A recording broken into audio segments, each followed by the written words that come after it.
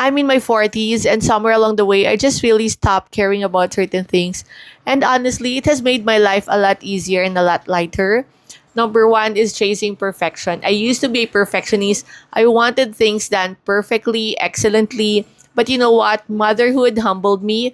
My kids taught me a lot of things also. So rather than chasing for perfection, I'm now really after progression. That's really just my goal right now.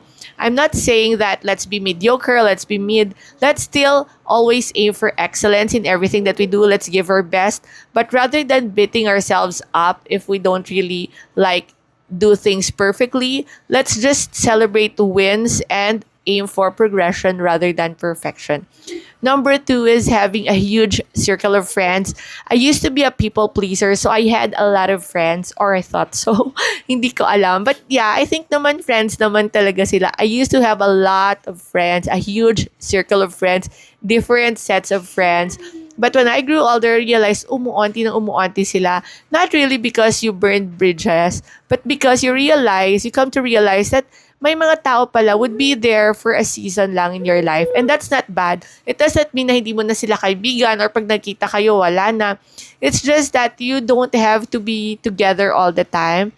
You don't have to always meet up and see each other all the time.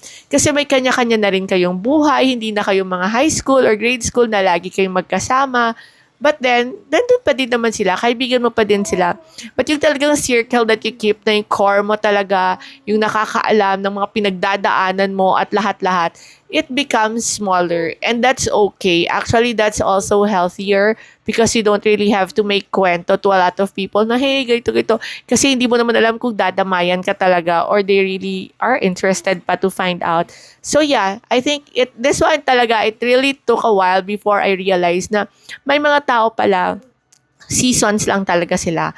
'Di ba? Hindi sila pwedeng nandyan lagi kasama mo habang buhay. 'Di ba? They're just there for a season to teach you a lesson, to celebrate with you, na pwede mo ring damayan. But as you go along, lumiliit yung core mo or yung circle mo. Number three is what people think about how I spend my money. So, I just really splurge sometimes. Minsan naman, I can be very, very frugal. So, basta for me, when it comes to money, dito kasi medyo matagal din ako bago natuto here. But now really, I just really go back to the Bible, what God teaches me.